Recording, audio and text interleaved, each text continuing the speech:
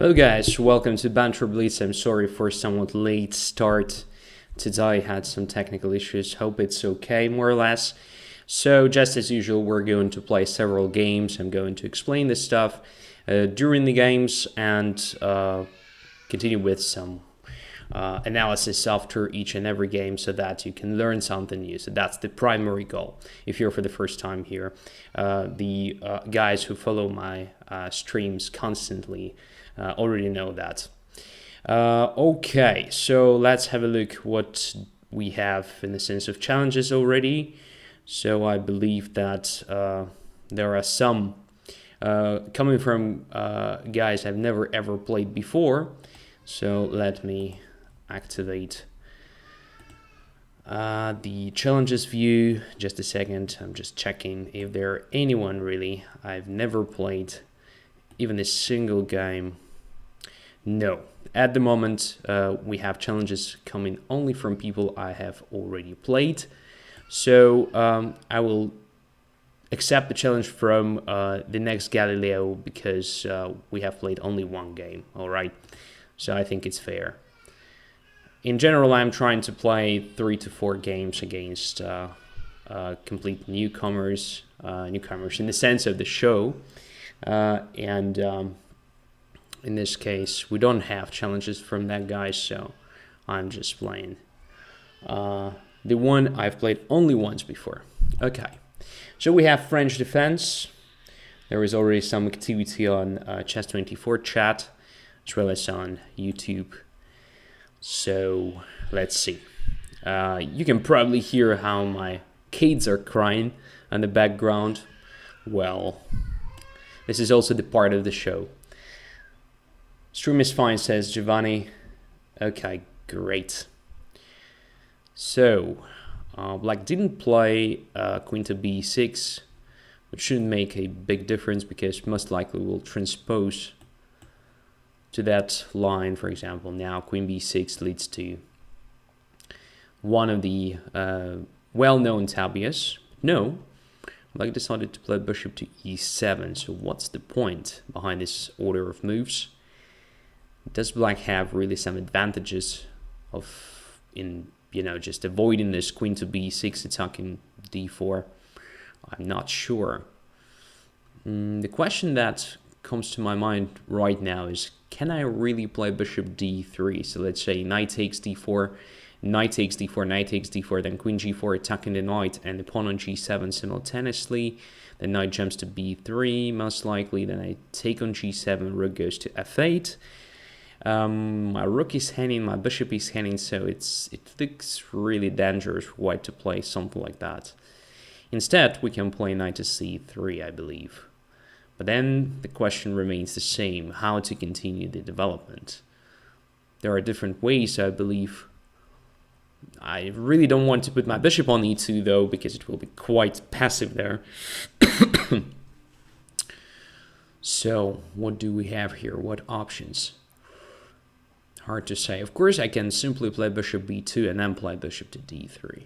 That's also an option. I don't really like the position of the bishop on b2, so this line is not something I play regularly nowadays. It's kind of the opening line from my childhood, and back then I used to put my bishop on e3 in many cases. But once again, we're talking about the main line with the queen to b6. It's a bit different what we have on the board now.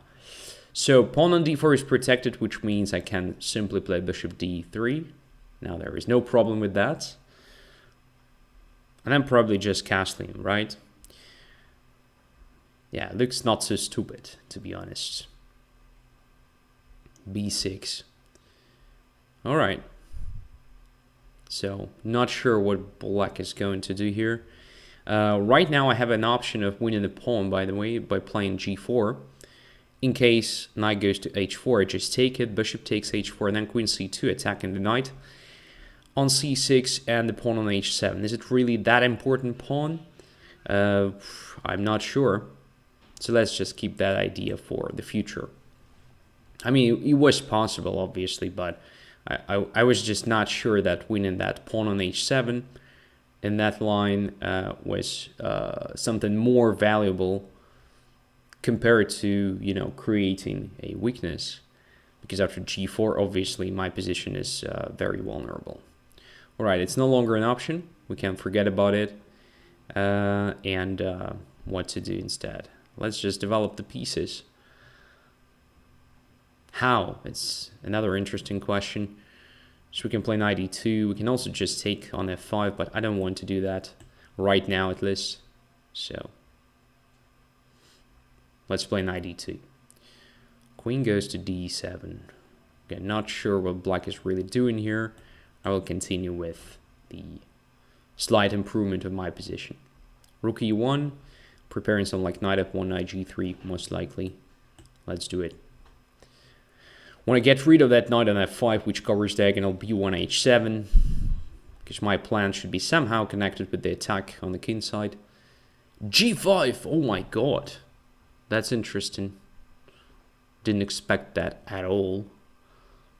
This indeed weakens black's position a lot. Well, I'll just start with this move. Could have played g4. Also, not that bad option. Yeah. So now f6 is super weak. Maybe it makes sense just to bring the knight there, like knight h2, knight g4, knight f6. Looks not so stupid. And I will use this knight because knight on f3 is already doing some useful stuff, right? Rook there. Okay, let's just go to f6. Because why not?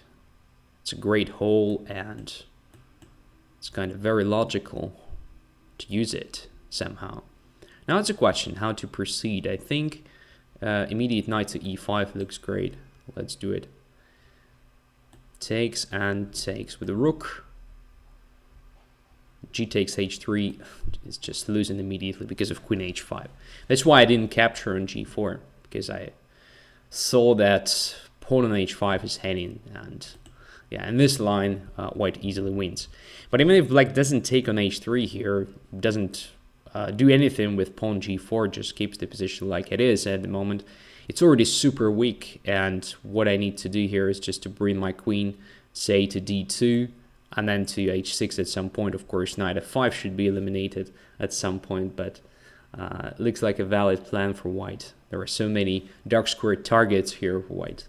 Yeah, g5 was just a super weakening of the position. I mean, it's probably a sort of decisive positional mistake. I don't want to say that after that, well, black's position is lost in each and every line, but to me it already looks like completely wrong direction. And in general, I think the black setup here on the queen side is quite passive. So instead of playing b6, bishop b7, which doesn't really improve the position of the bishop, it's not better here compared to c8. I would say it's better to stick to queen b6 and put that bishop on d7 if you want to coordinate your heavy pieces. All right, so that's the recommendation. Okay, thanks for the game. Let's have a look. What do we have here? So is there anyone else I've never played before? Again, we have challenges only from people I have already played. So I will again choose Mind Gamer because I have played only one game against him or her, I don't know. So once again, white pieces, e4, open games. I like open games, or semi-open or semi-closed. All right, Caro-Kann, supposedly. So that is my choice nowadays. I'm just playing this ed5, cd5 stuff. It's super simple and great choice for blitz games, I believe. You don't have to think a lot making your moves. With white, they're pretty natural, and what we have here is, in many cases, just a Carlsbad pawn structure, but reversed. So white is black and black is white. If you know how to play Carlsbad, you don't have to learn theory in this line. So you just play and try to attack on the king side, try to use e5 square, so try to occupy it with the knight. By the way, this e6 is already passive. As Schellingford once mentioned, if we have a Caro-Kann with the bishop locked on c8 with on pawn, it's the sign that something went wrong. And Schellingford is an expert in Caro-Kann, so I guess we should listen to him when he's speaking about this opening at least. Moreover, I do agree with this, because look, that bishop on c8 is definitely misplaced. Okay, now, I mean, there are different options, but I don't see anything wrong with immediate knight to e5. Especially if black captures on e5, I'm happy to take with the pawn, kicking the knight f6 away, and then we will start the attack against h7. If black attacks my knight now, I have options. I can support it with the bishop f4, I can play queen e2, I can play f4 with the pawn. So, just like, for example, one of the positions in the London system, when you put the knight on e5 and then support it with the pawn, the difference is that you don't have pawn on e3 here, which is a much better version in my opinion. So bishop f4, queen e2, or f4, what's better here? I'm not quite sure, so I'll just play f4 with the pawn. A bit risky, because I defined the pawn structure already here, but in my opinion, it's okay.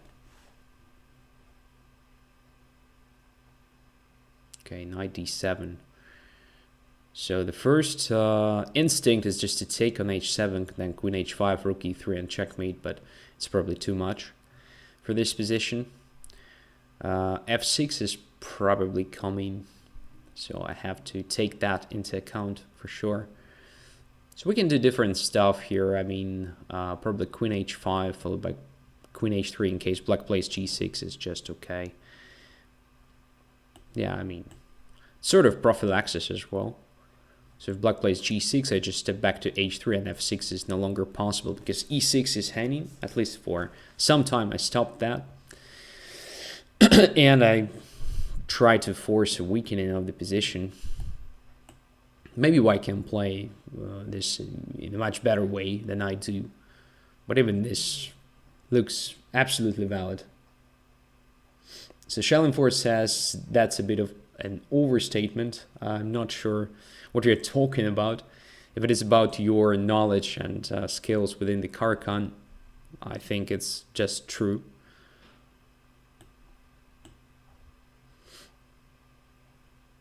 You're definitely the expert there. So after this, pawn structure has changed after this exchange on a5. I mean, and I have a feeling that it's changed in a better way for white. Bishop f8 exchanging the dark squared bishop, having so many dark squared weaknesses. This looks a bit weird to me, honestly.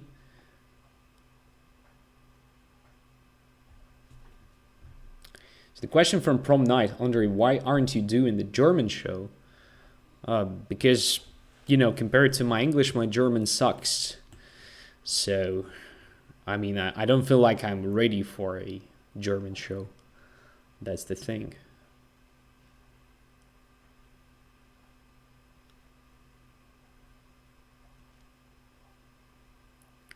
Rook to f8. Okay, knight g5, then f6.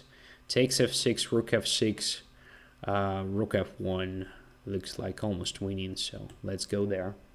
Without much thinking. So concrete threat, want to take on h7. That's the only response. Knight takes h7 is also very good here, by the way. No, it's not. Queen takes h7. What a bullshit I'm talking about. Just takes on f6 again. Exactly what I wanted to do initially, and then what? Just rook to f1, right? Looks good enough. Yeah, rook f1. Takes on f1, and so on. There was a question from Kramnik student about current GMs that are experts in the French. So Nikita Vitugov, for example, Georg Meyer, Matthias Blubaum. So this two guys have mentioned. Meyer and Blubaum are from Germany. They're super strong. Who else? Hard to say. So if we talk about you know, current grandmasters, but probably no longer that active, then probably Gurevich.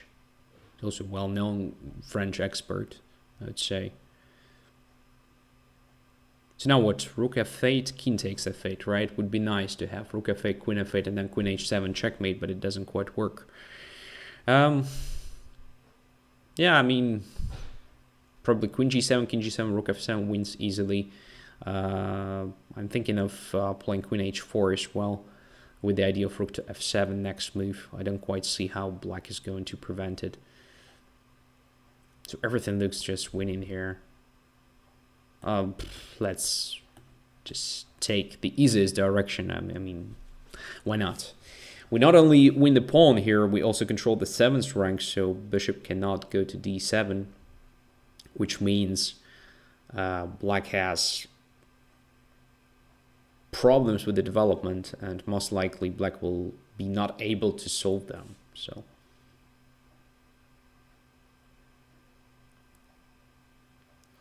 the question, do you read YouTube comments? Yes, I do. Maybe not immediately when they arise there, but yes, I do read YouTube comments as well.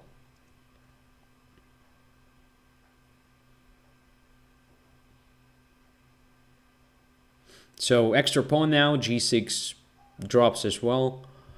So 2 extra pawns, and yeah, it should be over.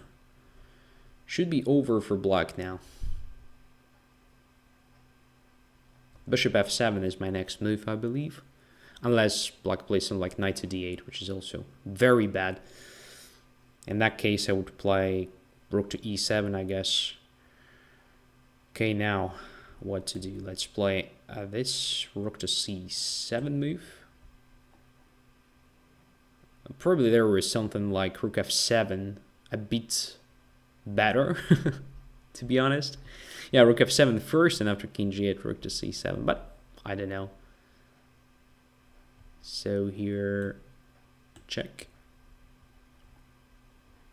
That's probably not the best way to convert the advantage in this position. Now what? Rook takes e7, I guess. Good exchange. After all, the bishop is still very bad, right? So let's just bring pawns to motion. Knight on h7 is protected, right? Let's just bring all these guys to attack.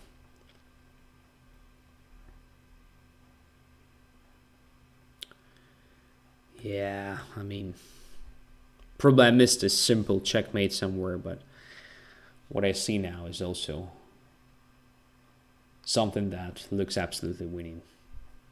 A bit longer, but come on. There is a question on YouTube. Varujan Akobian or Akuban is also a French expert. Yeah, most likely. I don't know.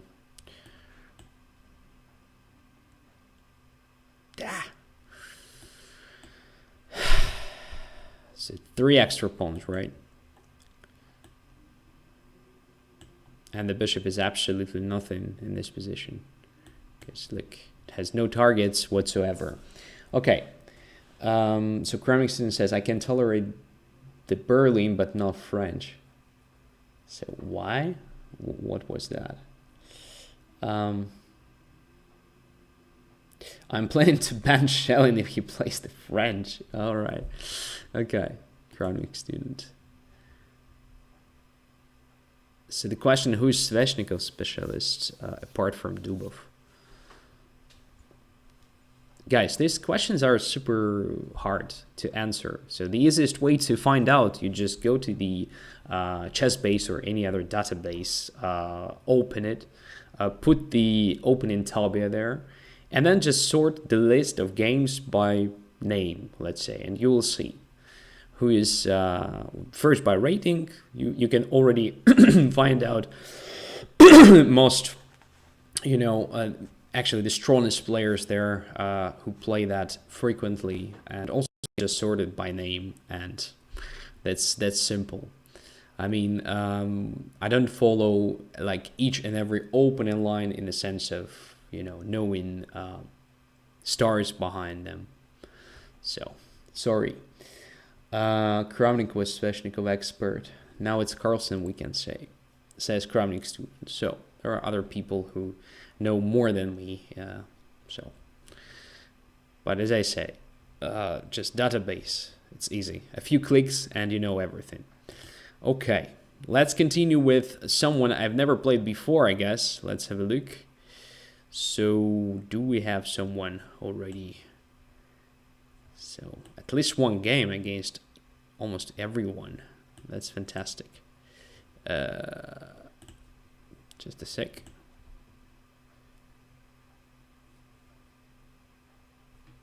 So probably I will have to play against... No, there is one. Even two guys, I can see. So I'm going to accept the challenge from Fran Romero first. Accept.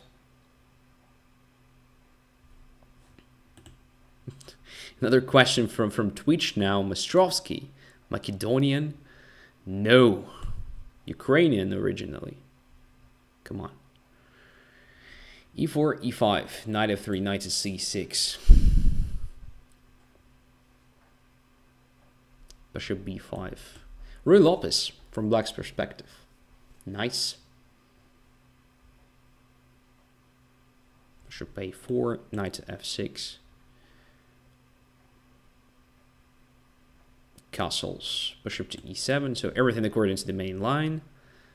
Not actually the line, because there is a collection of lines, and it's hard to say which one is main and which one is sideline. So D3. Now the pawn is protected, so there is a sort of taking on C6 and taking the pawn on E5. Same as after rook to E1.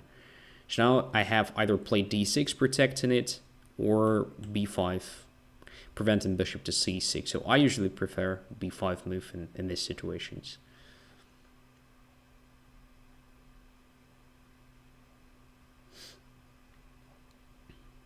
Of course, it's a question of taste mainly.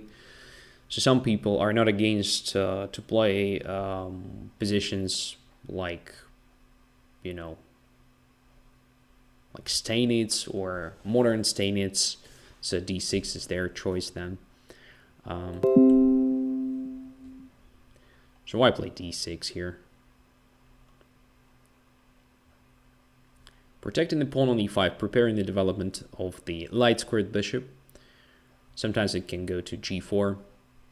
In many cases, white prevents that with the H3 move, and then this means the bishop has to find another place. So there are different options. Bishop E6, let's say, bishop to D7. Bishop to B7 sometimes. Once again, question of taste mainly. Of course, there are differences between these moves in the sense of the position we get after all.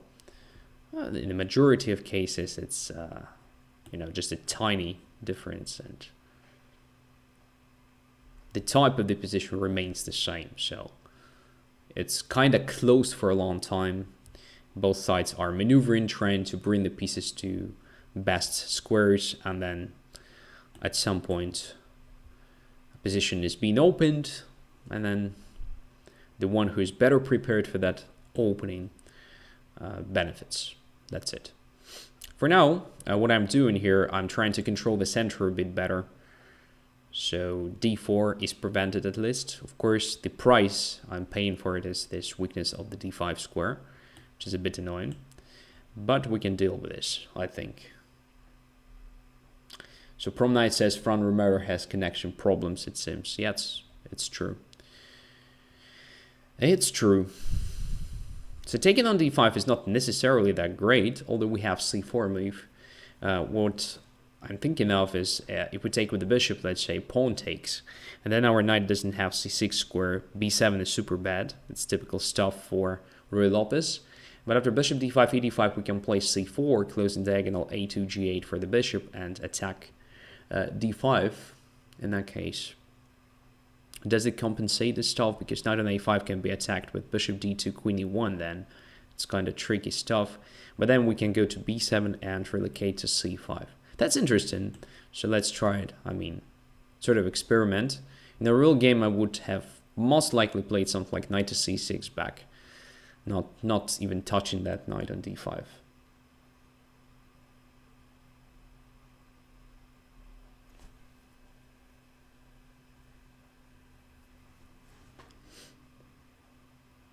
So the pawn structure is being damaged a bit.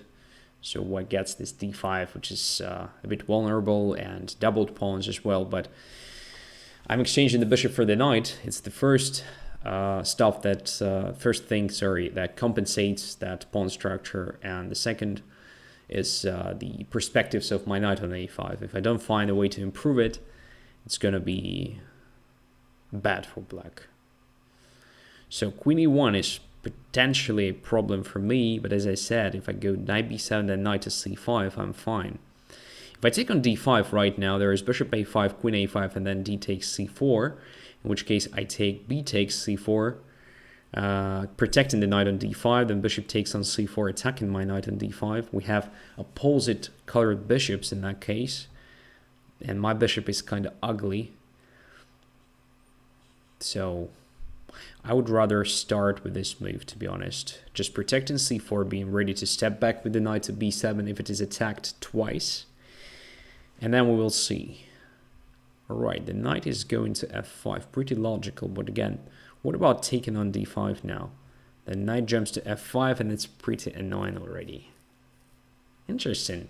This position is not so simple. So probably I have to relocate right now. Just to make my queen free. Okay, so the pawn is protected, so d5 is under pressure now. I want to take it next move. So can I right now? Knight d5, probably queen to g4, attacking g7. I have to protect it. For example, bishop f6, and then bishop takes c4. Interesting. So white's position is tactically sound here. Didn't expect that white will be so convincing. Maybe rook c5 deserves attention, just to grab that pawn with the rook, not giving queen a chance to occupy g4. Well, let's try it. I'm not sure that it's a good idea because I didn't even calculate anything, but for now it looks not that terrible. So let's take it on d5. c4 is under attack. That's a problem. Okay, can we deal with this bishop just to get this c5 square at least? Oh, this way? What's going on? All right. I'll take there. Oh my god, there is queen f3. Wow, my opponent is super tactician here, or queen e4 even. Oh lord. Fantastic. I mean, I completely blundered it, but you know, now I start feeling like I'm playing against the engine. Not because I blundered this tactics, but because this tactics was super subtle, I would say. Yeah, all right. Happens. Happens. Or maybe I'm playing against a super strong player who has just registered his account. His or her. Okay. Cool.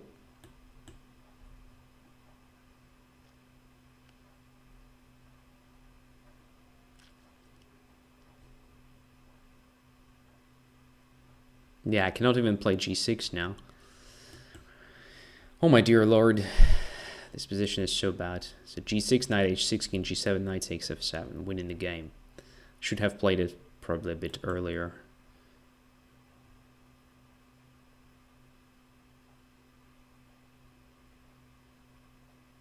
Rook a8, ignoring everything, like it's probably the easiest move ever. Yeah, it's completely lost here. It's completely lost now. I don't even have a chance to play d2, rook d8, then rook d1, and it's over. All right, I will resign. Thanks for the game. Not going to comment it even. So let's continue. Let's play one more guy I've never played before, Miguel Garcia. Accept.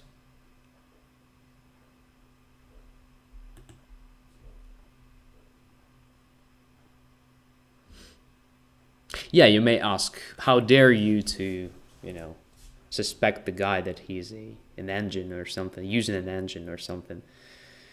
You know what? I've played so many games against guys who use computer assistance. Kind of, there is a specific tactics usually that is not so obvious, that is being found in a matter of seconds. Like, maybe the guy is genius, of course. I don't know. D takes c2, just rook d8, and then even simple king to h2, for example, was a lost position for black because I cannot leave the back rank. So it's answering the question of prom night. So Miguel, are you going to play? Right, d4, knight f6.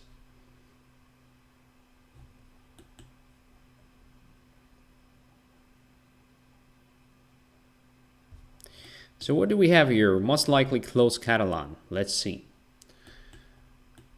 So the idea is to make that bishop g2 as passive as possible.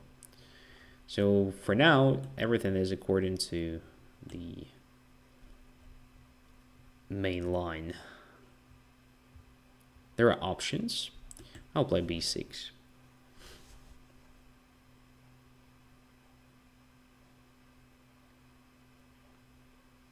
So normally, yeah, in this case, I believe that knight should go to d7. Against queen c2 and knight d2, the typical stuff is to put the knight on a6. But here I think d7 is the right square because a6 should be occupied by the bishop.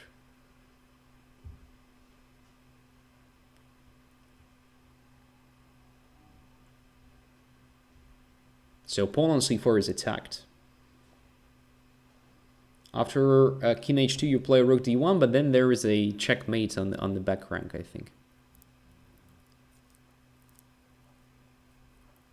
Maybe there is no checkmate. No, there is at least rook to c1, let's say, blockading the pawn, and if you take on c1, I just give you a checkmate on the back rank, for instance.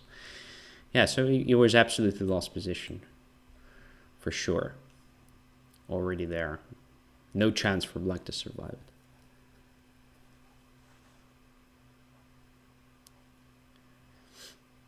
So white decided to capture in d5. I recaptured with the knight. Bishop went back to d2. I think everything is absolutely normal for both sides. So now we should play c5 at some point, but I should be somehow prepared for this. So I start with rook to c8. Now I think c5 is a valid option for black. What else can I do?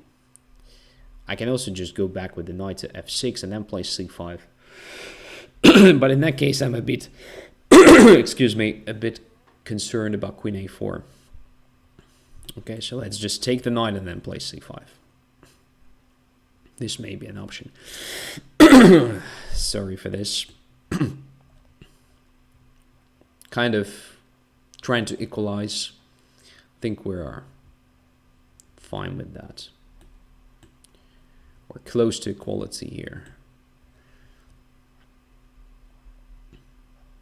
So now we have 3 against 2. White has 4 against 3. So white is having a very decent position here.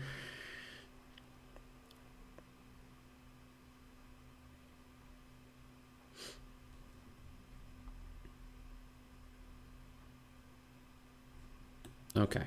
But now I feel pretty comfortable. Maybe I'm underestimating some stuff like this knight to e5. So the problem here is this c6, right? So I think we have to solve it this way. Bishop b5 controlling c6, preventing anything like knight to c6 or bishop c6 and stuff. If needed, this bishop can even step back to e8. I mean, I'm fine with that either. So the idea is just to prevent that stuff. Because if knight ever gets to c6, it's really annoying. Okay, what about this? Knight to d5, active move. Targeting the bishop and also preparing something like bishop to f6. If bishop goes to d2, let's say, I can consider something like bishop f6. Looks nice. Attacking b2 and stuff.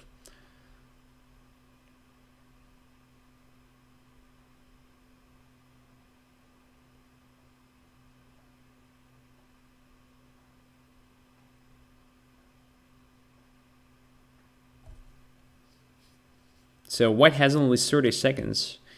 I mean, we have great chances to win the game on time. But to be honest, I think black's position is already quite good. I don't see problems here whatsoever. So the pawn structure is better. Yeah, kind of pair of bishops. So it looks nice for black. Now I guess the easiest is just to take on e5, then to blockade the pawn on c3 this way, controlling e6 as well. So very good position. All right, let's just centralize the king. The easiest, I believe. Should I even play king e7 here? Not so sure. That's also fine. Rook to d1 deserved serious attention. Now I think I have this move.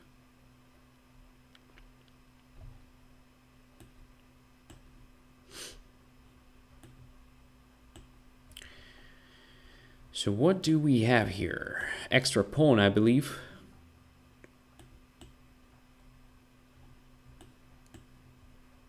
Maybe even more.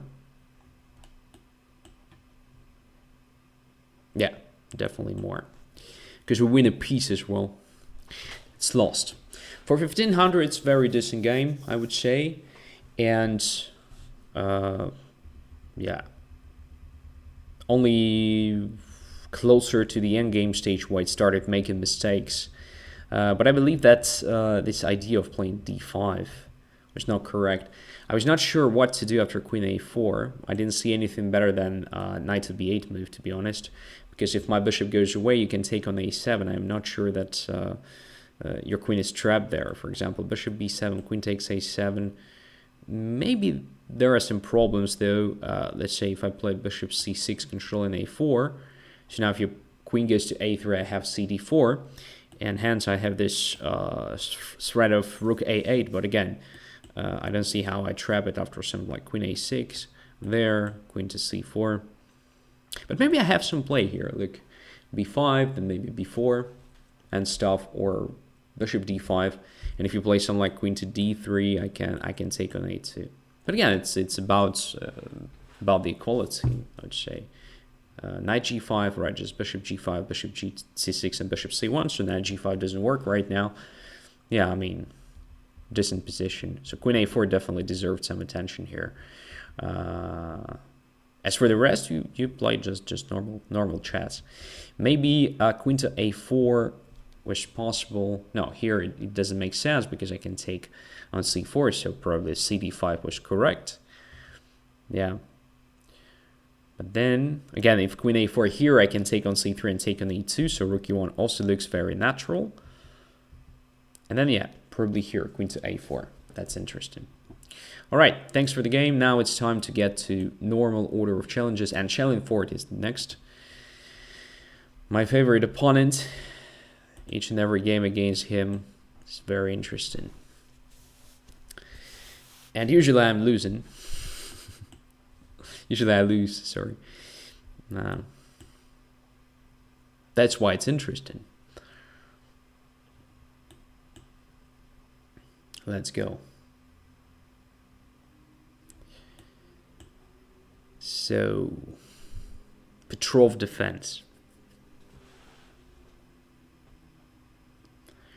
Petroff defense, one of the sidelines. Knight c5 is the main move here. Bishop should step back. And knight to e6 immediately. All right. That should be also an option, of course. But I normally see something like bishop e7, maybe knight to c6, I don't know. But then c4 is possible. That's probably the idea. Black is trying to mid c4 with the d4 move, which is very logical here. All right, so let's castle. We'll see a bit later. So if we play bishop e3 now, there is c5, right? Then we can play c3, but then I don't see what to do. We can also just play knight c3 here. Is it an option? It should be. If d4, then knight to e4. It's a bit stupid because Black can respond with a c6. But anyway, I stopped d4 at least for some time. So I like it. Maybe just knight d4 now. Intending to bring that knight to f5.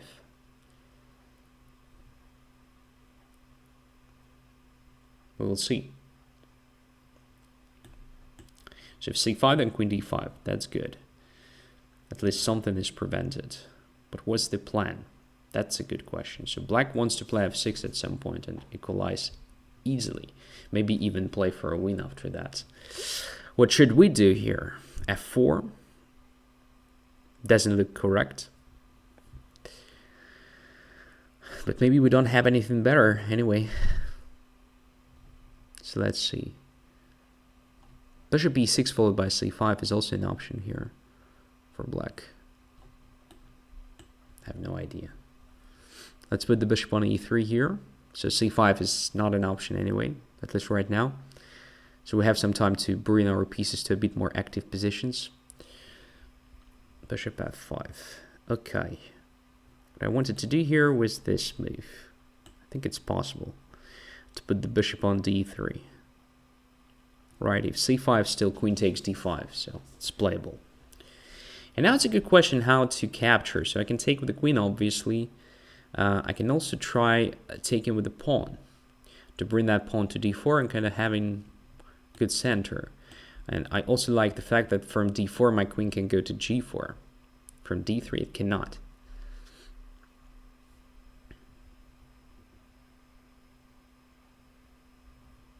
Knight goes to d7. Bishop to c5 is an option for black for sure on the next move. Now, if we play f4, then bishop c5 wins the game for black. Should we play b4? It's risky, but we can try it. b4 and if a5, then b5, kind of minority attack or something.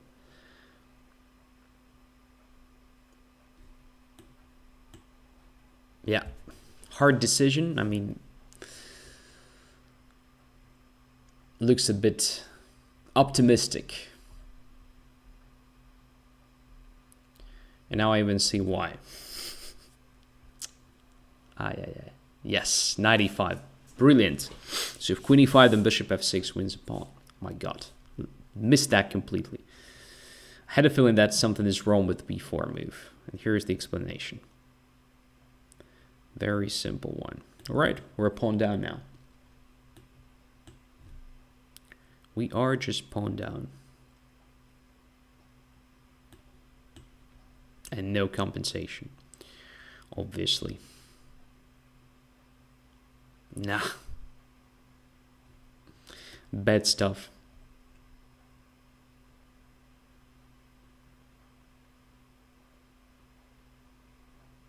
Yeah, so instead of b4, I should have tried something like queen f4, I believe, followed by d4. So just continuing with what was planned, right? Yeah. This is maybe still playable though, but could have had much better position than the one on the board, for sure. Okay.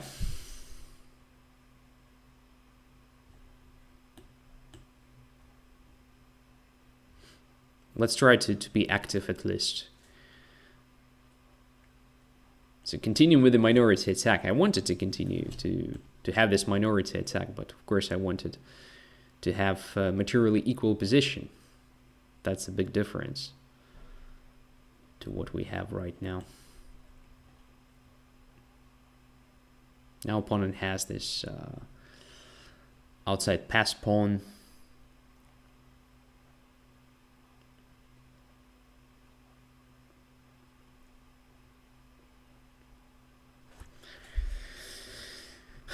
What can be our counterplay here even?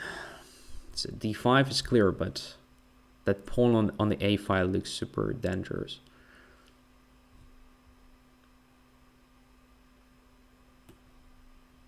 So I don't really know.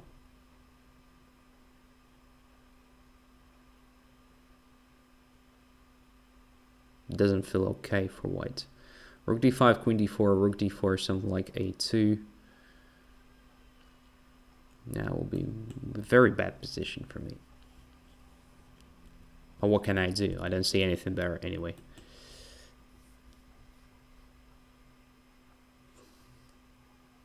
So now I suppose I have to prevent the rook on the second rank for sure. So king f1 kind of forced.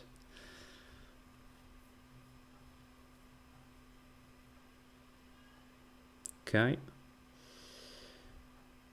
And what about this? With the idea of rook b2. Maybe we're not so lost here even.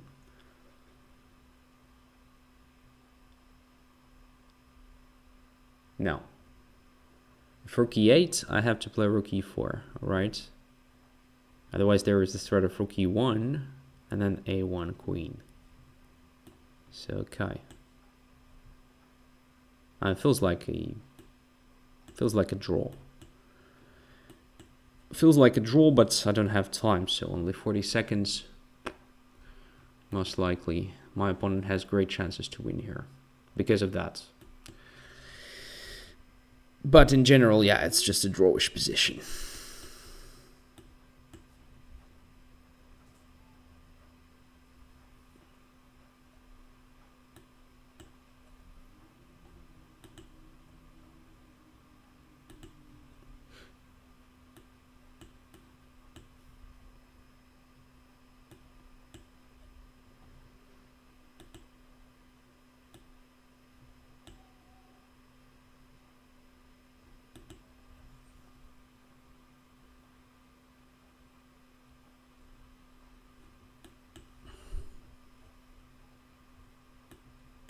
I think I can play something like this and just keep my king here. Should be enough, right? For a draw. Should be just enough.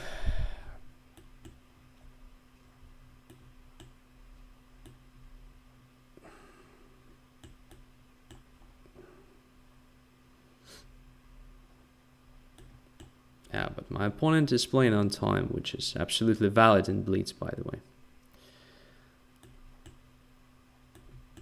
Okay, I offer a draw. And the draw was accepted. Okay, so not that bad game, by the way. Not that bad game, but at some point, yeah, I made a terrible mistake. I just blundered the pawn. I was not forced to do that, and I'm happy that I managed to survive it after that. Should probably like missed a bit more active way to play a bit later. So yeah, CD3, I guess it was fine. After 97, the only thing is just not to play b4 here. Instead, playing something like queen f4, as I mentioned. Already after I basically lost a pawn. So queen f4, intending to play d4. Yeah, my bishop is a bit stupid here, I know, but I have a center here, right? Black is fine here, I believe. There are no problems for black whatsoever in this position, but white is still also having some chances. I mean, for a much better position compared to what I got in the game, right? Okay, let us continue. Let us continue. Thanks for the game. Super Bohemio is the next. Accept the challenge. Playing with black pieces.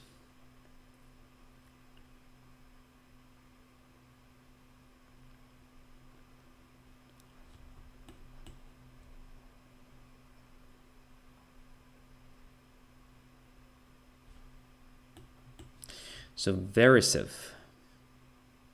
Interesting. Oh, no Verisov, just this well-known Gambit. I just forgot the name. Or it's better to say forgot how to pronounce it correctly. So I'm not going to do that. So how do we play it? G takes c4, f3 takes, then c6, right? Trying to play Caro-Kann with the extra pawn.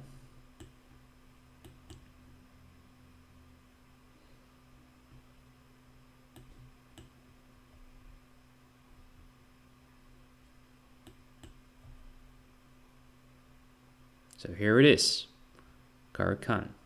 Knight f7 is the threat, so let's step back. Will be there a day when I see something like bishop takes c6, followed by crazy stuff. Because as far as I remember, Super Bohemio always plays this line, which is not necessarily that promising. Because yes, you have pair of bishops, but come on, I have extra pawn here.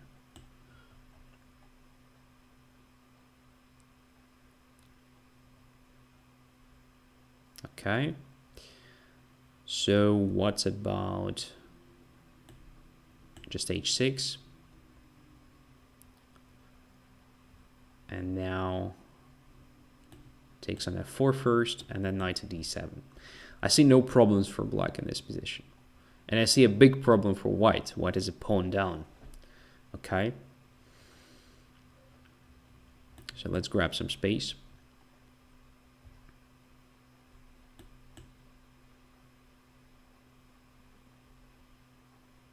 Is there a threat of taking on e6? Not sure, but can easily prevent it with the help of this little prophylactic move.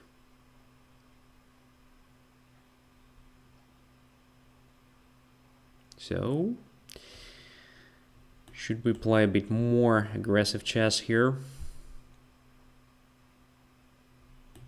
And even more aggressive stuff. Okay, now it's time to simplify the things. Bring the queen to the central position on d5. Amazing stuff. I mean, I would be happy to have something like this in a real game. Extra pawn, no compensation whatsoever. Okay, what's the plan? Let's bring the queen. There is no queen on the board anymore. Let's bring the king to d6 and then play f6, e5, right? What can be more natural in this case? Our extra pawn is exactly here. So let's bring the rook to e7 most likely, and then play e5. Here we go.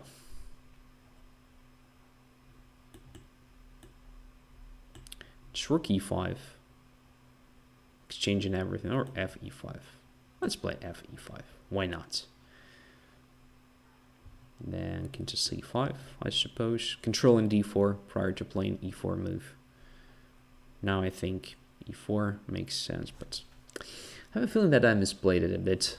I have a feeling that I misplayed it because my rooks are stupid now. There will be definitely a problem with the conversion here.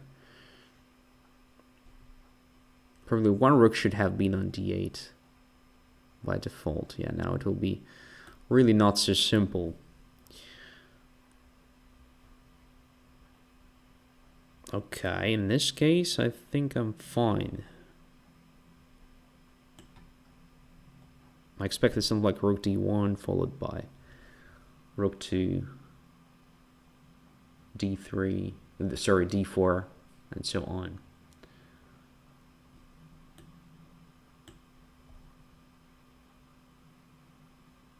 So I want to play king c4, king b3, this stuff. I played rook c7 just to prevent check on the c file. And after this move, I wanted to play this one. Intending to bring the rook to f3, which is great, which is gorgeous.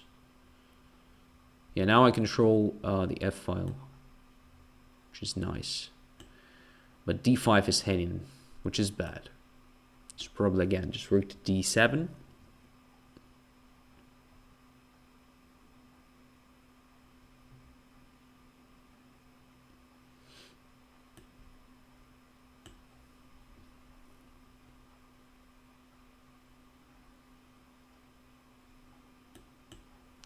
So my technique is not impressive here for sure.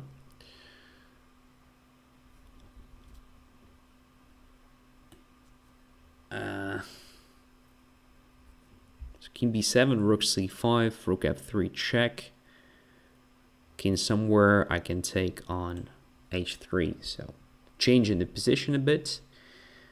But I think finally getting something like active setup. Yeah, I could have prepared e5 move much better than I did. Such a bad technique. Okay.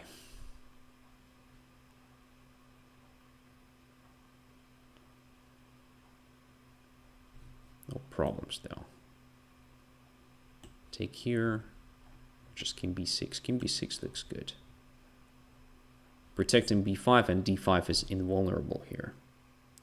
So white misplayed it as well. Now I have 2 extra pawns. It's a bit easier to convert, to be honest. Okay, so same maneuver, triangulation. And now rook g3. Attacking g4. So trying to grab the third one. Funny stuff, isn't it? So let's take it.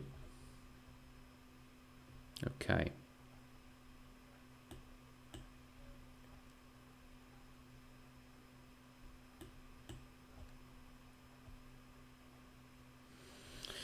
All right. It's time to promote the pawns. Right?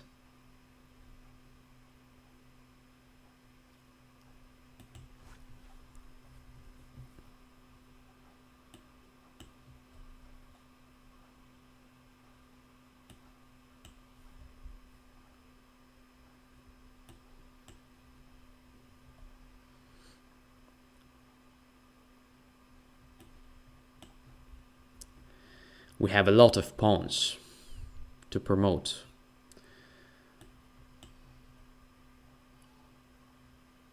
So we have stuff to do here. That's what I mean.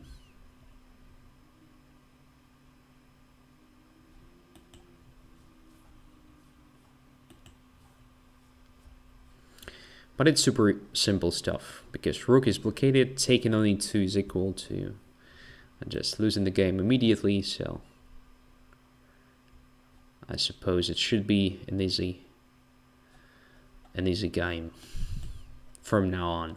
The only problem is 22 seconds on the clock, but I guess it's manageable.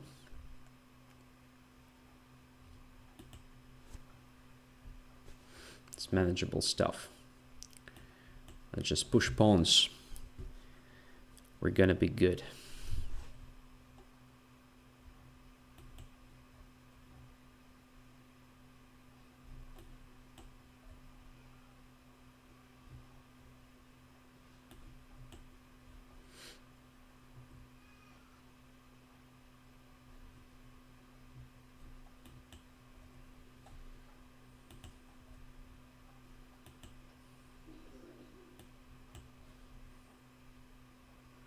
Nine seconds.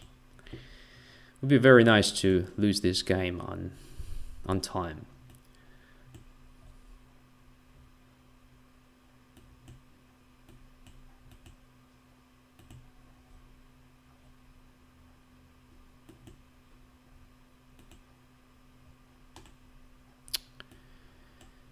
Unnecessary blunder.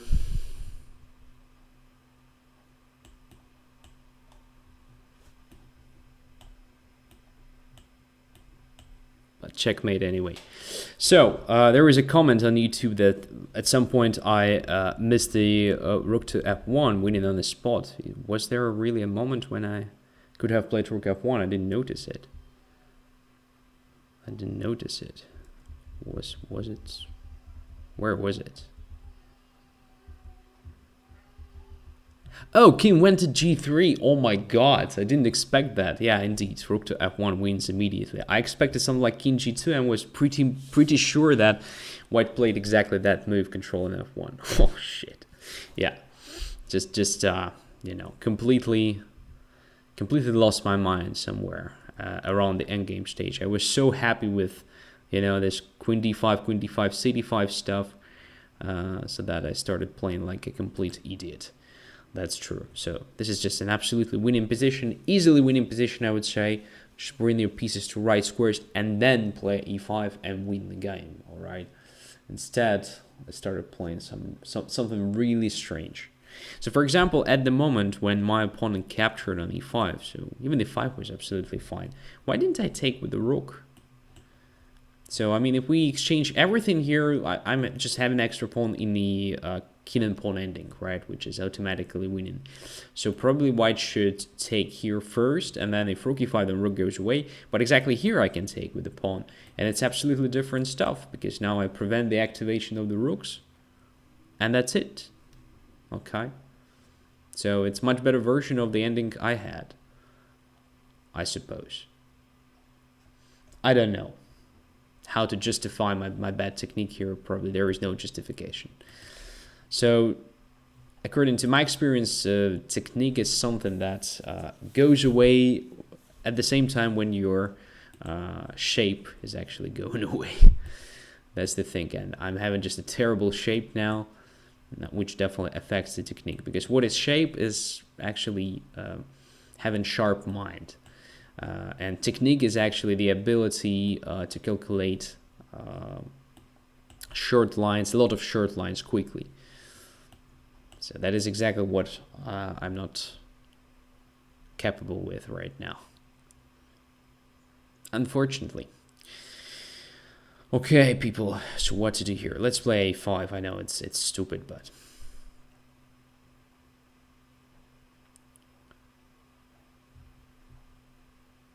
So the comment, you're too young and have no Soviet technique.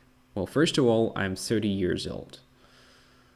And when I was younger than I am at the moment, I mean, I could have won the position I had in the previous game, like in a matter of several seconds. Really, spending no time just making moves quickly. So at some point I was able, for example, to checkmate the king with the knight and the bishop within 20 seconds from any position. So, but that were times when I was really training a lot. They are gone already. So what I'm trying to achieve here, I don't know. So what about this check?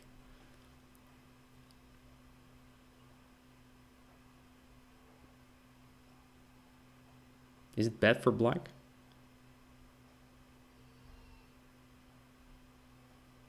I think I'm fine here.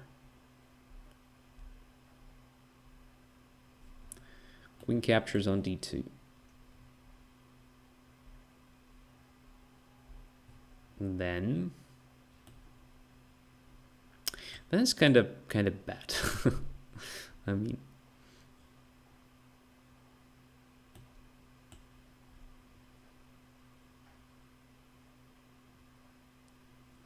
knight plus bishop is a quite simple algorithm. I mean, not from that position when the king is already on the back rank and you just have to bring it from one corner to another one and checkmate it, but from literally any position.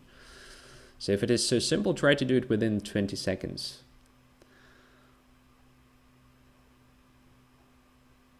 From any position. So like your knight is on a1, your bishop is on h1, your king is on b1, and the opponent's king is somewhere in the center.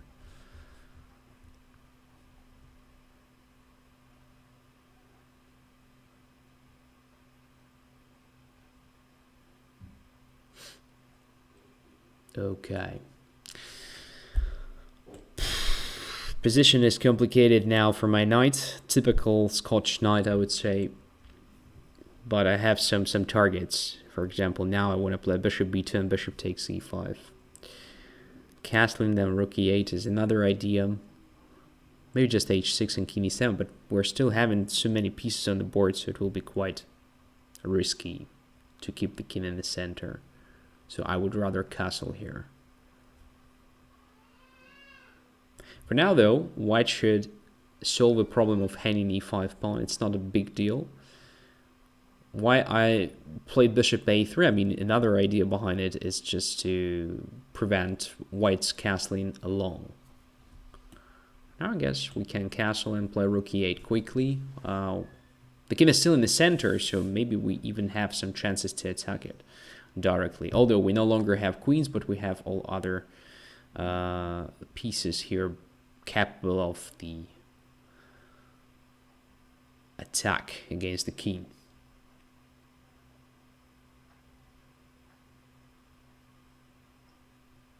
Knight f3. Rook e8. Intending to play f6 maybe. Or maybe d6. Depends.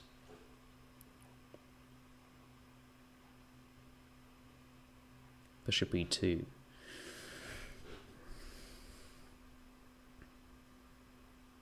d5 comes to mind, but I would rather make it after white's castling. In that case, after d5, white cannot take en passant and cannot take on d5. Bishop b2 deserves attention, attacking e5, in which case white can try c5, but then my knight gets to d5. I mean, it's interesting, so let's try it. It should be at least annoying for white, the way I play it.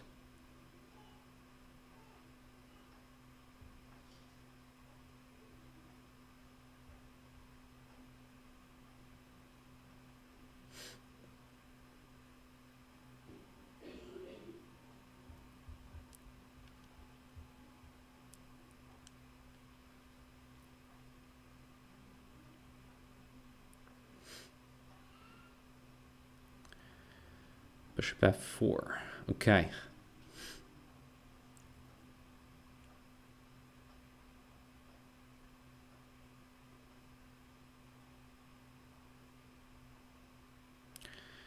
Bishop goes to f4.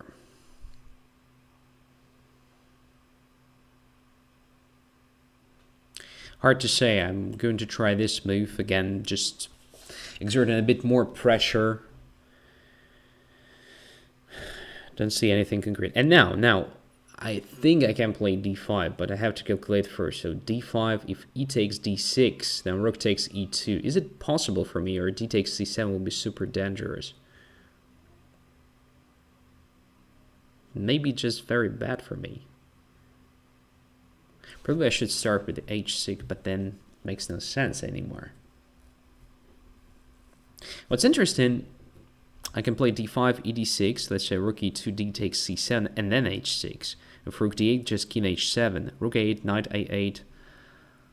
And, I feel like I'm missing something there. It cannot be that simple for black. Alright, let's just play this move. f6 was also an option I missed. Yeah, I'm just missing lots of things here. Just missing a lot.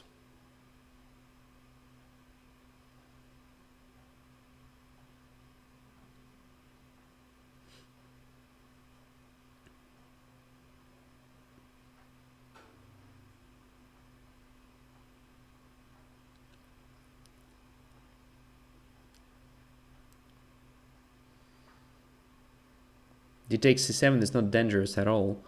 I'm not sure, because rook d8, well then rook back to e8. But there are some tricks with c5 a bit later, so I was not sure about that at all. So d takes c7 obviously doesn't win immediately, but it may create some nasty threats a bit later. Probably I should have tried this d5, honestly. Don't know. Now I guess it is possible. No. Now it makes no sense because d6 is already possible. Yeah, I missed the right moment to play that. But nevertheless, position remains complicated for both sides. And I think we can try various stuff here. So after c5, let's say bishop back to b7. And a takes b3, bring the rook to the second rank. Oh, this is just good news for me. Now b takes a4 is a terrible mistake. Even if I don't win the material here, the pawn structure is just very bad for white now. Yeah, instead of b takes a4, white should have played literally anything else. So ba4 is just very, very bad. Okay, just takes there, takes on a2. Yeah, it's over now. Okay. What's going on here?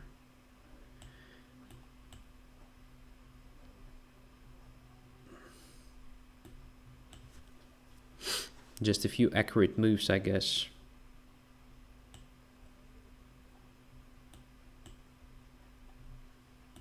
And it's done.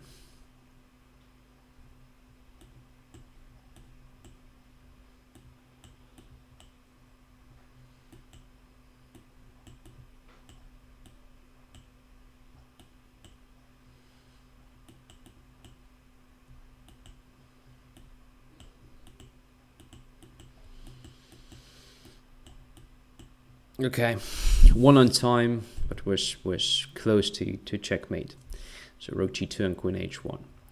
Yeah, I missed some stuff here. So as viewers correctly mentioned, instead of playing a4, bishop to c3 deserves serious attention.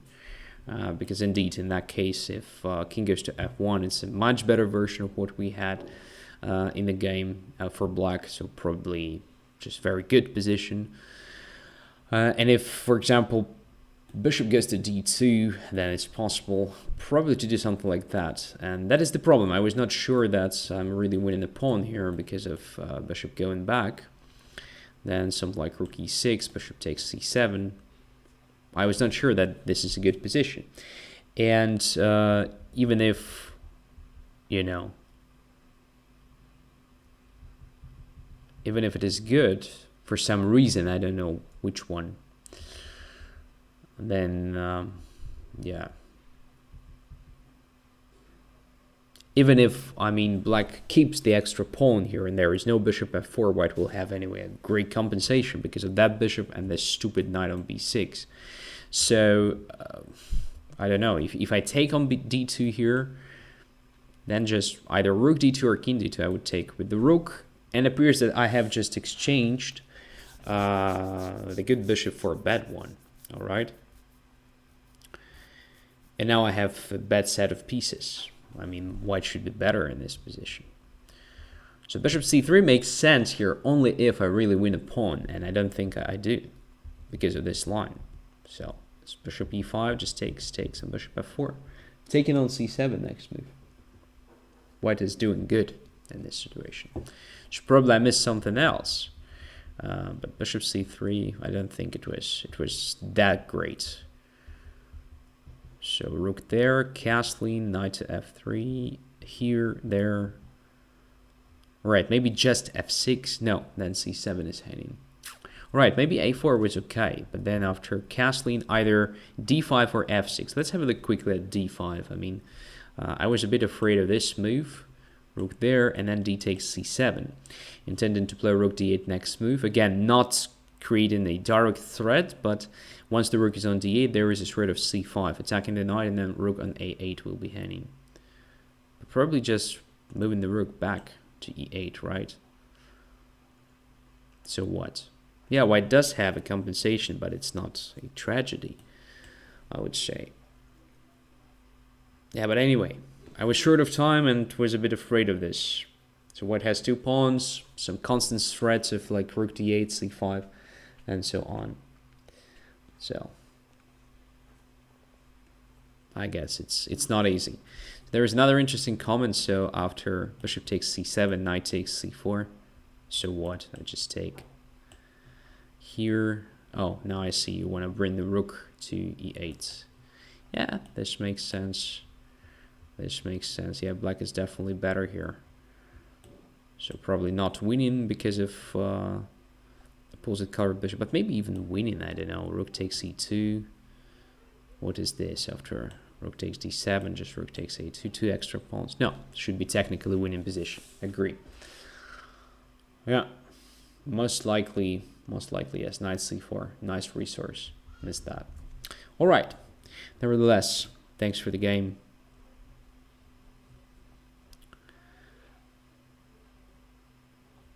Let's continue. So Kasparov Fon is the next, accept. Even rook c8 could work there instead of rook e8. Well, could work, but the question is the quality of the position. Are you satisfied with the position or not?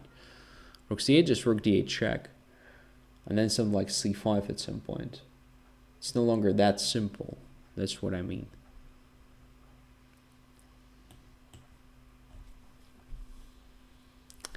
Knight goes to c3. Okay. Bishop goes to b4. And takes. So I like this line. It's super easy to play again.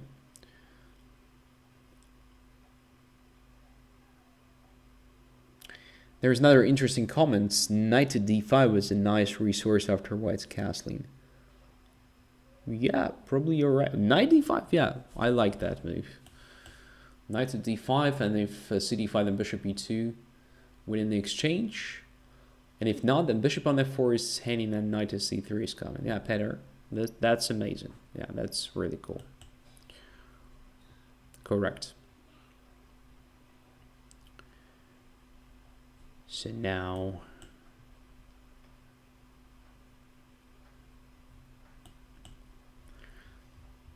intending bishop to h3. Okay, not preventing me from doing it. Let's do it. In case of knight g5, I wanted just to step back for one move, then h6 and back to h3. All right. After the exchange of that bishop, I feel really comfortable in this position. Our plan is now to play f5, f4, and I like the fact that my knight is on the e7, not on f6, kind of stopping that. So, what is the right implementation of that? We can play e4 now. We can just start with a6, let's say. Yeah, I like the idea of a6, just stopping the pawn on a5. In some cases, we can consider some like e4 and then queen f5, even attacking that pawn. And this doesn't look correct. This doesn't look correct because the pawn structure is now being... The pawns of white, actually, not the pawn structure. The pawns of white are being fixed on wrong squares for white. So pawns are vulnerable, even if white plays c5 right now. Just play knight d7, and after cd6, cd6. Anyway, my pawn structure is preferable, I guess. So it's easier for me to attack white's pawns compared to white attacking my pawns. Okay? And in this case, all right, I'm just on time to cover c5 square, and now we can play f5. Although immediate f5 is not so clear because of knight to g5, but we can calculate. So f5, knight g5, maybe just f4. But I still don't like the weakness of e6, so I'll play h6 here. And now f5 looks good.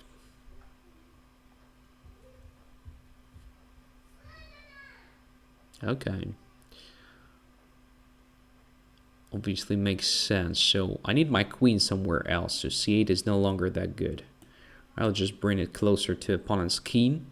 Just queen e8, maybe then queen g6 and stuff.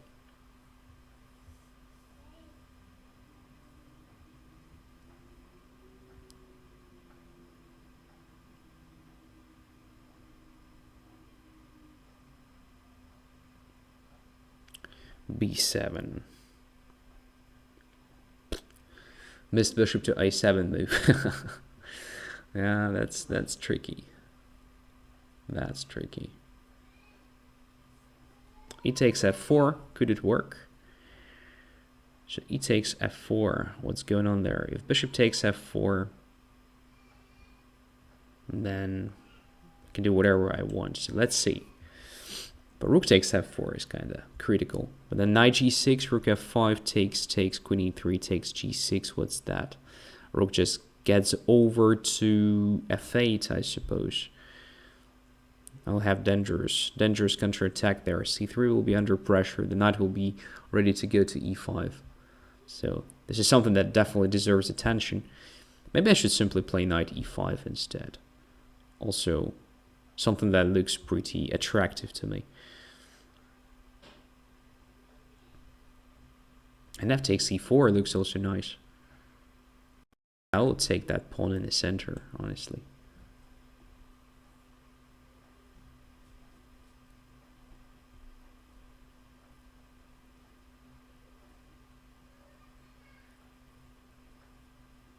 So if white recaptures somehow, I guess it's fine for black. Feels like my knights will be quite aggressive after that. Just jumping in the center, creating some threats. Feels like it's easier for me to bring the pieces quickly towards opponent king. That's just a feeling, of course. So it's Blitz after all.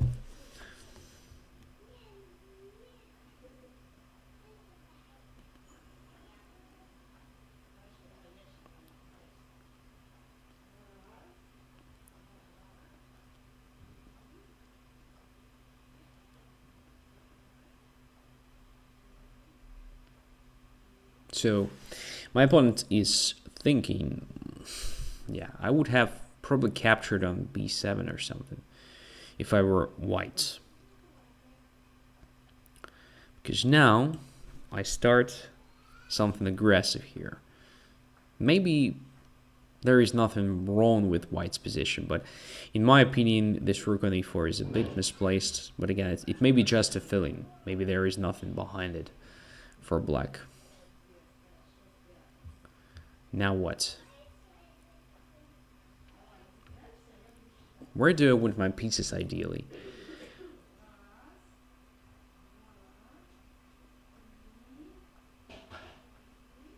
Hard to say. So knight on e5 is important. I have to support it.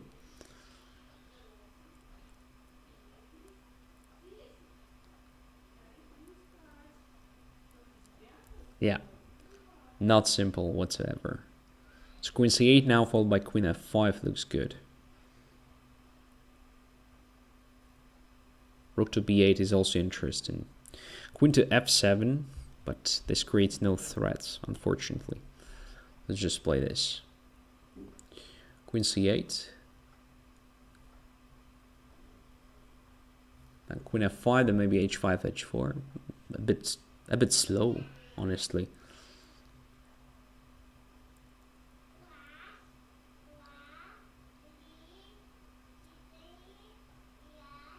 Yeah, I could have played this much better than I did. The whole stuff. Now I've noticed this resource.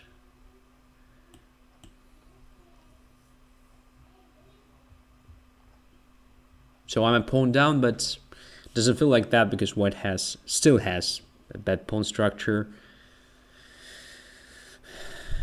And my knight is better than that knight on d2 for sure. So I'm not worried about being material down in this position.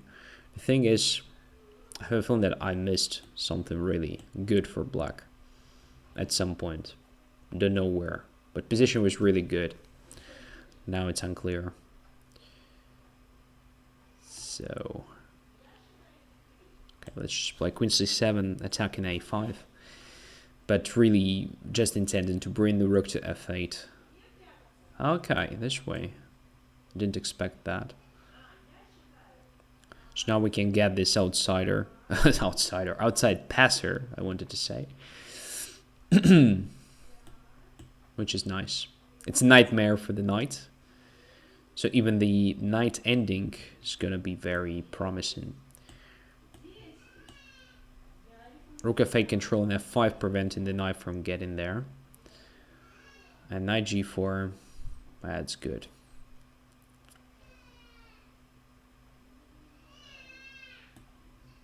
This is definitely something I missed here.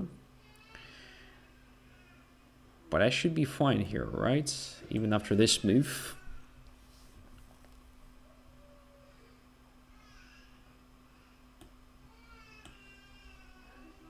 So g7 is under control. That's super important, I believe.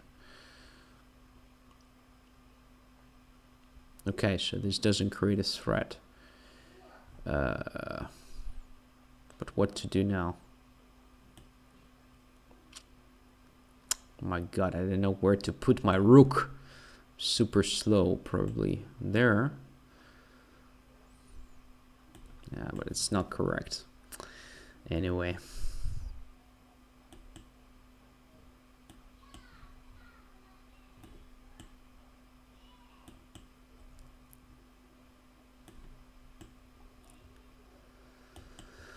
Yeah.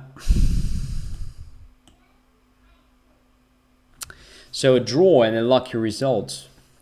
Draw and a lucky result because I was about to lose on time. Okay, so very bad game. I mean, it started very good for black, but then I misplayed it like an idiot. For example, here, instead of playing this rook to f8,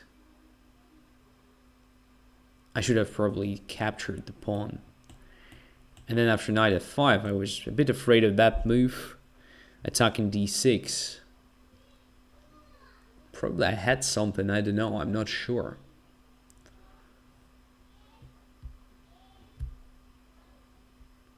Hard to say. Indeed, I could have played it much better before. So probably the moment where I decided to play h6 was a decisive one.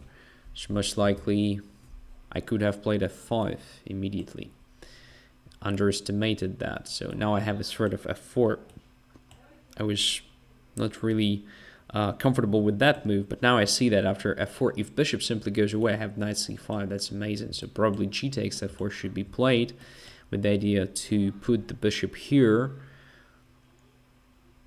But this position should be good for black, I believe. Even f3 deserves attention, although it may be nothing. But something like knight g6 followed by knight e5 deserves attention, or maybe even knight to c5 here. I don't know. Not so simple, okay? So, thanks for the game. Interesting one. Let's play area. So, 3-minute game. Gonna be a real challenge now. Well, let's try it. Very strong opponent. Only 3 minutes on the clock. Let's try to play a decent game.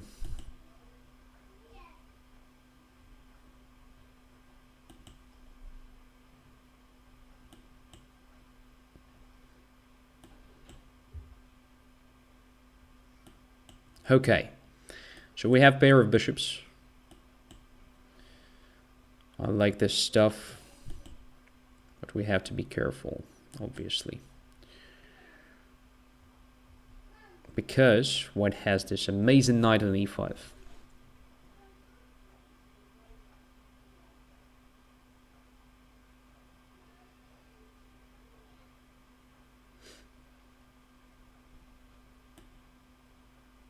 Can we play this? In general, I mean, it looks a bit scary and should be fine for now. Or maybe not. White is just ahead in development here. But with the queen already on a4, probably I can simply castle short. All right.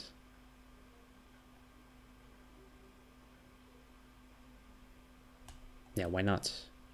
Let's just castle. I mean, we should be fine here.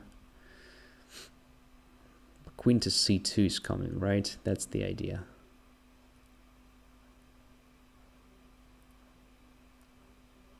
Okay, I mean, I don't really care. I will play f5.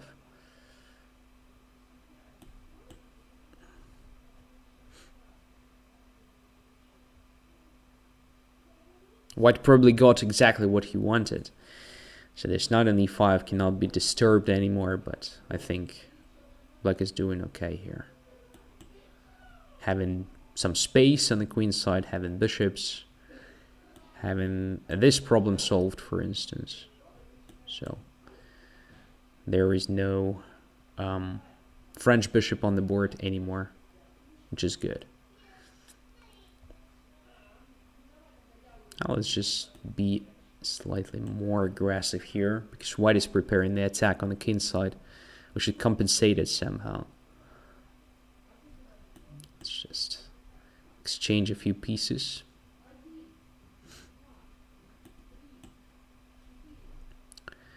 And now, so c4 followed by b4, something like that, right? Feels like coordination is not there, so let's coordinate the pieces first.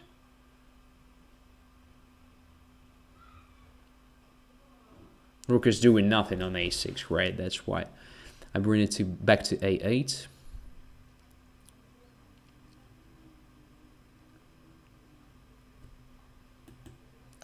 Yeah, grabbing more space. I'm not against the exchange of queens here. And if white is against, then I will just relocate it to g6, I believe, where it will be good. Controlling more than it does at the moment. Okay, so what about this? Gradually intending to play b4. Maybe it's ready now. Yeah, it is.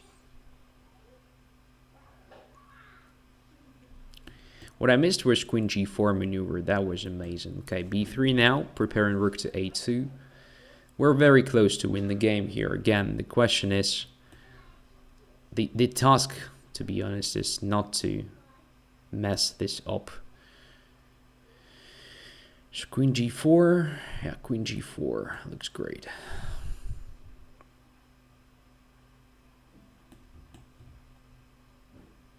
And then rook a2. And how to win this? So let's centralize the king, I suppose.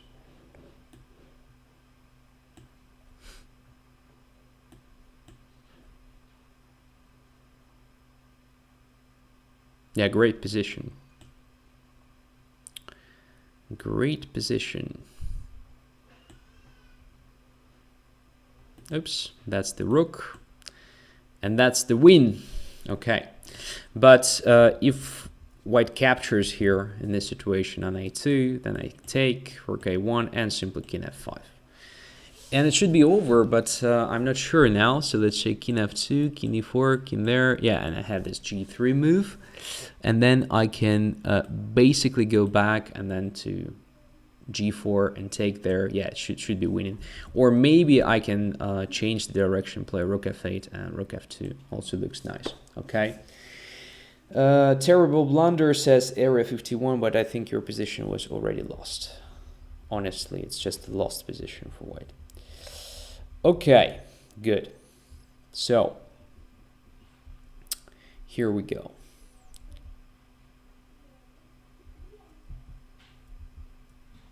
Here we go. So somewhere around here, I mean, I was already pretty comfortable. So 95 was probably a serious mistake. So instead of doing that, you should have captured with the pawn. Still having the knight as an attacking resource for the future. And then just g4, starting the attack. So that was your plan, I believe. Because after the exchange of the knights, I think black has no problems whatsoever here with stopping your attack there, because I almost always have f4.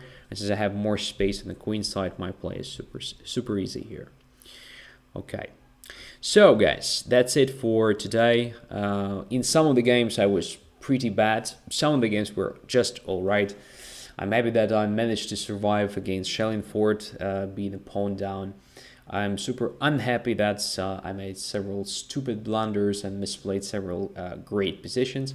But nevertheless, we have discussed all this stuff, and I think you've learned something new for yourself. Really hope that you found this episode instructive.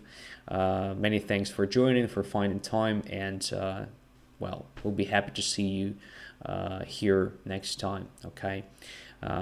If nothing happens, then it should be in 1 week. Wish you all the best. Wish you a great weekend. Bye-bye.